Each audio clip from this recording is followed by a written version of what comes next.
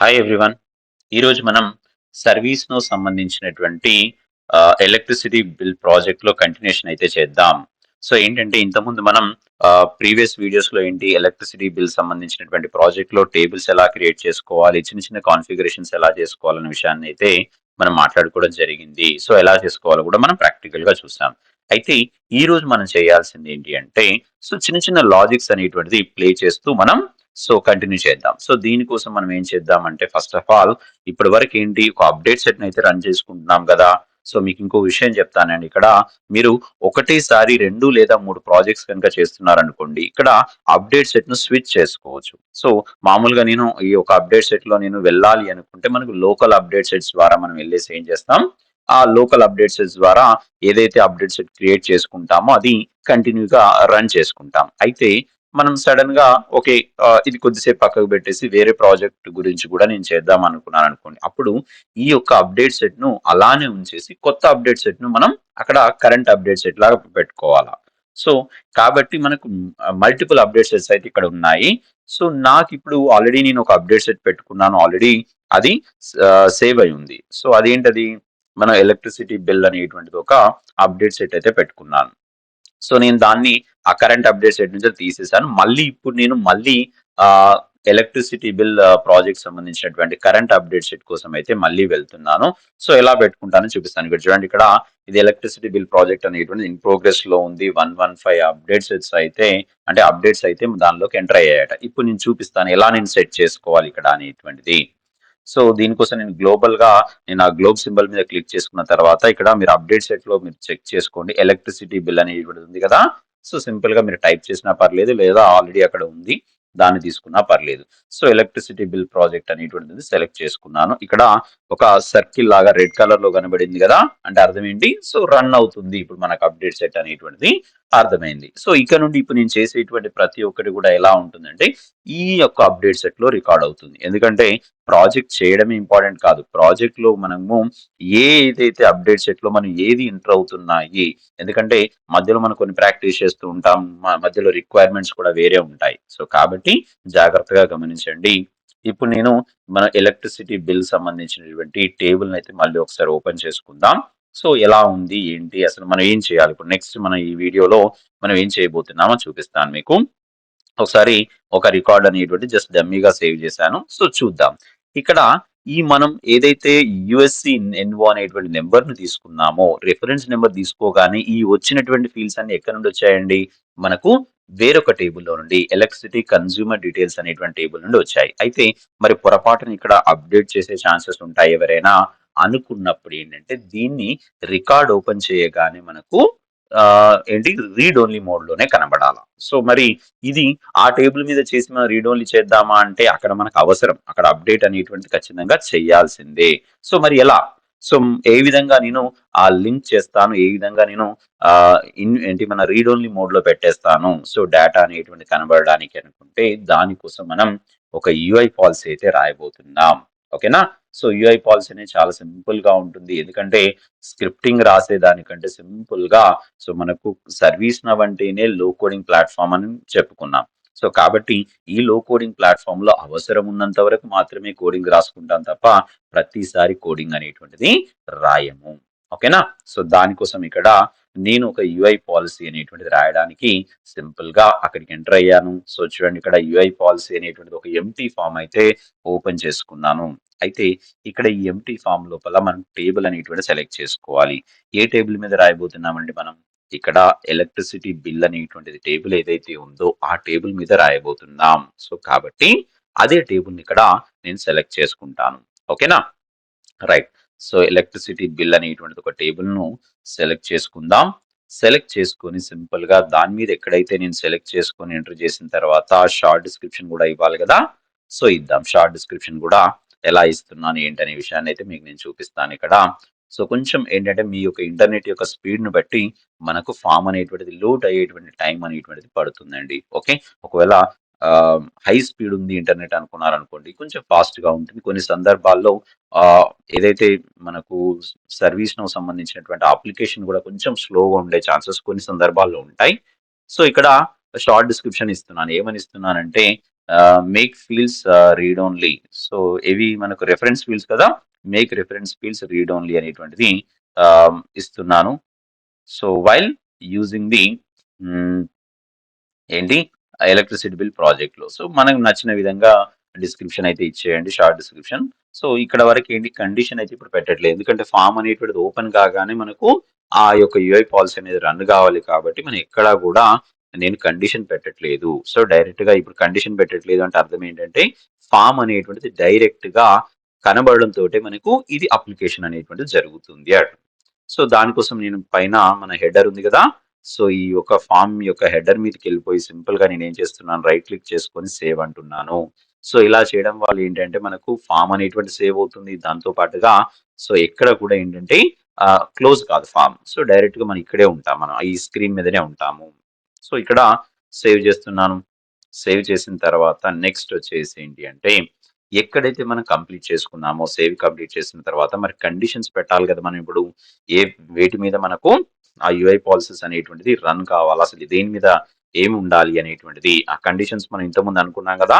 ఏదైతే reference fields ఉన్నాయో వాటి కోసం ఏంటంటే సింపుల్ గా న్యూ అనేటువంటి బటన్ మీద నేను క్లిక్ చేస్తూ సో మనం ఇక్కడ ఫస్ట్ మనకి ఇక్కడ కావాల్సింది బిల్ నెంబర్ అనేటువంటిది ఫస్ట్ మనకు రీడ్ ఓన్లీ కావాలా.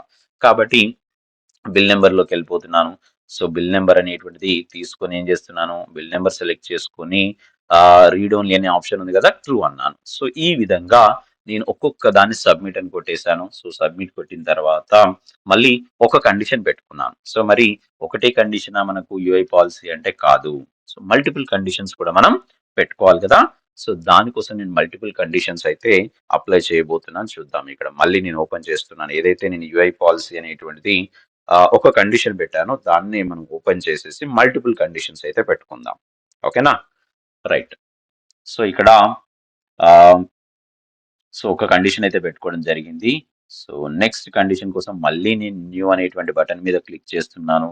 సో కండిషన్ వచ్చేసి ఇప్పుడు చూడండి, ఇక్కడ మనకు కావాల్సింది ఏంటి, ఇక్కడ ఏదైతే రెఫరెన్స్ లో నేమ్ అనేది ఉంది కదా, ఈ నేమ్ అనేటువంటిది ఈ టేబుల్లోని ఫీల్డ్ అయితే కాదు. మరి ఎక్కడి ఫీల్డ్ ఇది, యుఎస్ ఏదైతే ఎలక్ట్రిసిటీ కన్స్యూమర్ డీటెయిల్స్ అని ఉంది కదా.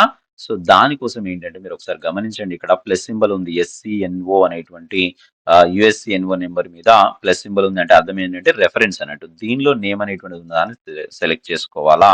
రీడ్ ఓన్లీ అనేటువంటిది ట్రూ అనాలి, సింపుల్ గా సబ్మిట్ అనేటువంటి దాని మీద క్లిక్ చేసుకోండి. ఈ విధంగా మనకి ఏదైతే రెఫరెన్సెస్ ఉన్నాయో ఆ రెఫరెన్సెస్ ఉన్నాయన్నీ కూడా ఆ యుఎస్సిఎన్ఓ అనేటువంటి ఏదైతే రెఫరెన్స్ ఫీల్డ్ ద్వారానే మనం అక్కడ సెలెక్ట్ చేసుకోవాలి. ప్రతి కండిషన్ కూడా చూడండి, ఇక్కడ నేను నేమ్ తర్వాత క్యాట్ అని, తర్వాత నెక్స్ట్ వచ్చేసి లోడ్ ఇన్ కిలో వాట్స్ అని ఇవన్నీ ఉన్నాయి. సో నేను ఒక్కొక్క దాన్ని నేను సెలెక్ట్ చేసుకొని మీకు నేను చూపిస్తాను. సో ఎలా ఉంటుంది ఏంటి అప్లికేషన్స్ అనేటువంటి ఎలా నేను ఏంటి యూఐ పాలసీస్ అనేటువంటి పెట్టుకోవాలి. సింపుల్ గానే ఉంటుంది, బట్ ఏంటంటే కాన్ఫిగరేషన్ చేయడానికి కొంచెం టైం పడుతుంది కాబట్టి సో మనం అది కొంచెం స్లోగా ఒక్కొక్కటి ఒక్కొక్కటి అప్డేట్ చేసుకుంటూ వెళ్ళిపోదాం. సో ఇవన్నీ కూడా చూడండి, తర్వాత లోడింగ్ కిలో వాట్స్ అని ఉంది, తర్వాత ఎస్టిఆర్ కోడ్ అని, ఇవన్నీ డిఫరెంట్ డిఫరెంట్ టైప్ ఆఫ్ మనకు అప్లికేషన్స్ అయితే ఉన్నాయి. ఆ అప్లికేషన్స్ అన్నిటిని కూడా నేను ఇక్కడ ఇన్వాల్వ్ చేస్తూ రీడ్ ఓన్లీ మోడ్ పెట్టుకోవడానికి కండిషన్ అయితే పెడుతున్నాను. సో ఈ విధంగా ఇలా కండిషన్స్ అనేటువంటిది పెట్టుకుంటూ వెళ్తున్నాను. సో ఇక్కడ కండిషన్స్ పెట్టిన తర్వాత మోస్ట్ ప్రాబబ్లీ ఏంటంటే మీకు అన్ని కూడా రీడ్ ఓన్లీ మోడ్కి వచ్చేస్తాయి. సో నేను ఫాస్ట్ గా ఆ యుఎస్సి అనేటువంటి ఏదైతే ఉందో దాని మీదకి వెళ్ళేసి ఒక్కొక్క దాన్ని తీసుకుంటున్నాను. సో ఒక లైన్ కంప్లీట్ అయిపోయిన తర్వాత ఇంకొక లైన్ లోకి వెళ్దాం, రైట్. సో వర్టికల్ గా మనకు వర్టికల్ కాలమ్స్ ఉన్నాయి కదా, ఆ కాలమ్స్ ప్రకారంగా ఒకసారి చెక్ చేసుకుందాం. సో నెక్స్ట్ వచ్చేసి ఎక్కడి వరకు వచ్చాం మనం, మోస్ట్లీ సో సేవ్ అయిపోయింది ఇక్కడ. సో నెంబర్ వరకు అయిపోయింది, లోడింగ్ అయిపోయింది, ఇవన్నీ అయిపోయాయి. సో నెక్స్ట్ వచ్చేసి ఓకే కేడబ్ల్యూ వరకు వచ్చేసింది అంటే సో నెక్స్ట్ ఏముంది కండిషన్ వచ్చేసి ఏంటి అంటే ఎస్టిఆర్ కోడ్ అనేది ఉంది కదా, ఎస్టిఆర్ కోడ్ వెళ్దాం. సో ఎస్టిఆర్ కోడ్ దగ్గరికి వెళ్ళడం కానీ ఇంకా మల్టిపుల్ గా మనం ఏది కావాలనుకుంటే దాని మీద కానీ ఇవన్నీ యుఎస్సి నెంబర్ దగ్గరనే ఉన్నాయండి, అదైతే గుర్తుంచుకోండి ఇక్కడ. సో రెఫరెన్స్ ఫీల్డ్స్ నుండి మనం తీసుకొచ్చుకున్నాం కాబట్టి ఇవన్నీ కూడా రీడ్ ఓన్లీ ట్రూ ట్రూ అనేటువంటి మాట పెట్టుకుంటూ వెళ్ళండి. ఓకేనా. సో అయితే సో ఈ విధంగా మనకు ప్రాజెక్ట్ అనేటువంటిది సింపుల్‌గా చేసుకోవచ్చు. మన ఫర్దర్‌గా వీడియోస్‌లో గూడా ఏంటంటే మీకు ప్రాజెక్ట్ మీద ఎలా చేయాలి? అసలేంటి? ఎలా ఉంటుంది? సో, మనం ఒక్కొక్క అప్లికేషన్ మీద లాజిక్స్ అనేటువంటిది ఎలా పెట్టుకోవాలో గూడా నేను క్లియర్‌గా నెక్స్ట్ వీడియోస్‌లో గూడా చేయబోతున్నాను. కాబట్టి మన ఛానెల్‌ని ఎవరైతే ఇప్పటి వరకు ఫాలో చేయట్లేదో అంటే జస్ట్ లైక్ సో, సబ్స్క్రైబ్ చేసుకోలేదో వాళ్ళందరూ కూడా సో, సబ్స్క్రైబ్ చేసుకోండి. అండ్ మోర్ ఓవర్ ఎందుకంటే నేను కూడా విన్నానండి. చాలామంది ఏంటంటే సబ్స్క్రైబ్ చేసుకోకుండా చూస్తున్నారు. దానివల్ల లాభం ఏంటి అంటే దానివల్ల వచ్చే నష్టం ఏంటంటే సో, నాకు కూడా మల్టిపుల్ ప్రాజెక్ట్స్ అనేటువంటిది ఏదైతే ఉన్నాయో, ఆ ప్రాజెక్ట్స్ అనేటువంటిది మీకు కొత్త కొత్త ప్రాజెక్ట్స్ అనేటువంటివి చేసి మన సబ్స్క్రైబర్స్ అందరికి అందించడానికి రెడీగా ఉంటాను. అండ్ ఇంకొక విషయం ఏంటంటే ఆహ్, విషయం ఏంటంటే మీ సబ్స్క్రైబర్స్ గాని, వాచ్ అవర్స్ పెరుగుతున్నాయనుకోండి. I can feel happy to do more projects. నాకు కూడా ఏంటంటే చాలా మంది ఇంట్రెస్ట్‌గా ఉన్నారు. నా ప్రాజెక్ట్స్ అనేటువంటివి చూస్తున్నారు అనేటువంటిది ఒక సంతోషం కొద్దీ ఇంకా ప్రాజెక్ట్స్ అనేటువంటిది మన సబ్స్క్రైబర్స్ కానీ, వ్యూవర్స్ అందరికీ ఇవ్వడానికి రెడీగా ఉంటాను కాబట్టి సో, మోస్ట్ ప్రాబబ్లీ మీ అందరూ కూడా సో, సపోర్ట్ చేయండి. ఖచ్చితంగా లైక్ బటన్ గనుక క్లిక్ చేసినట్లయితే కొంచెం ఎక్కువ మందికి రీచ్ అవుతుందండి ఇది. ఈ రీచ్ కావడం వల్ల ఏంటంటే వాళ్ళు కూడా ఒకవేళ ఇంట్రెస్ట్ ఉండి చాలా మంది నన్ను అడిగారండి. నేను ప్రాజెక్ట్స్ చేసుకోవడానికి లైవ్ ప్రాజెక్ట్స్ చేసుకోవడానికి రెడీగా ఉన్నాను సార్. బట్ ఇన్ని రోజుల వరకు మీ యూట్యూబ్ ఛానెల్ మాకు దొరకలేదు అనేటువంటి కాన్సెప్ట్‌లో అడిగిన వాళ్ళు చాలా మంది ఉన్నారు నన్ను. కాబట్టి వాళ్ళందరి కోసమైనా నేను ఇంకెక్కువ లైవ్ ప్రాజెక్ట్స్ చేయాలనుకుంటున్నాను. డే టు డే లైఫ్‌లో జరిగేటువంటి కండిషన్స్ మీదనే మనం ప్రాజెక్ట్స్ చేసినా కూడా మనకు మంచి నాలెడ్జ్ అయితే వస్తుందండి. మీరు ఎన్ని ఎక్కువ ప్రాజెక్ట్స్ చేస్తే అంత ఒక కమాండింగ్ అయితే వస్తుంది. ఓకే. రైట్. కంటిన్యూ చేద్దాం మనం ఈ వీడియోలో. ఎందుకంటే మధ్యలో గ్యాప్ ఉంది కాబట్టి నేను మీకు కొన్ని విషయాలైతే చెప్పడం జరిగింది. కంటిన్యూ చేద్దాం.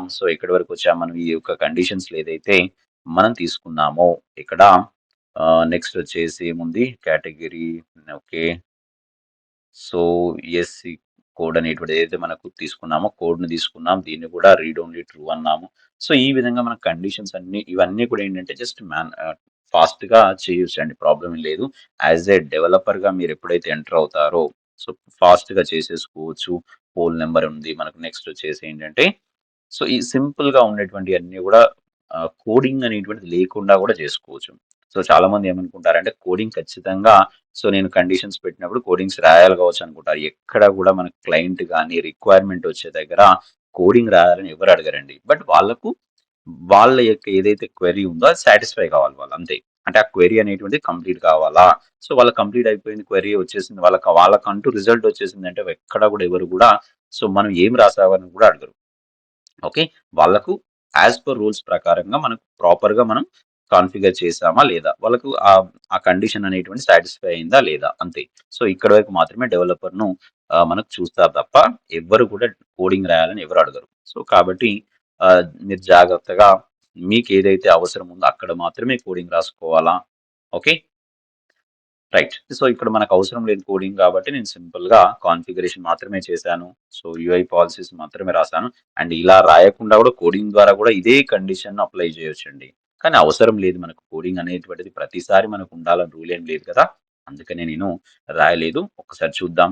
కండిషన్ నేను సేవ్ చేసుకున్నాను. ఒక్కసారి రిఫ్రెష్ చేయగానే ఏం జరుగుతుందో ఒకసారి గమనించండి. యెస్. సో, యూఎస్సీఎన్ఓ అనేటువంటిది మాత్రమే ఏంటి మనం మోడిఫై చేయడానికుంది. మిగతా ఫీల్డ్స్ అన్నీ కూడా ఏమయ్యాయి? రీడ్ ఓన్లీ మెథడ్‌లోకైతే వెళ్ళిపోయాయి. కాబట్టి ఇది సింపుల్‌గా మనకొక ఫార్మ్ అనేటువంటిది ఓపెన్ కాగానే జరగాల్సినటువంటి కాన్సెప్ట్. ఓకేనా? ఈ వీడియోలో నేను యూఐ పాలిసీ వరకు మాత్రమే చేయడం జరిగింది. ఇంకా మీరు గనక యూఐ పాలిసీస్‌తో పాటుగా ఇంకా మనం దీని మీద కాన్ఫిగరేషన్స్ అనేటువంటివి చేయబోతున్నాం. ఎందుకంటే ఈ ప్రాజెక్ట్‌ని స్టార్ట్ చేసి ఎండ్ చేసేంత వరకు టైం ఎక్కువ తీసుకుంటుంది. నీట్‌గా ఆ ప్రాజెక్ట్ అనేటువంటిది ఒకదాని తర్వాత ఒక స్టెప్ అనేటువంటిది మీకు వీడియోస్ రూపంలో నేను అందించడానికి రెడీగా ఉన్నాను. ఓకేనా? ఐ థింక్ మీ అందరూ గూడా నా ఛానెల్ ఫాలో అవుతున్నందుకు ఐయామ్ చాలా థాంక్స్ అండి. ఖచ్చితంగా మీకంటూ మంచి లైవ్ ప్రాజెక్ట్స్ ఇవ్వడానికి, ఇంకా ఇవ్వడానికి రెడీగా ఉంటాను. Thank you. Thank you very much. Bye.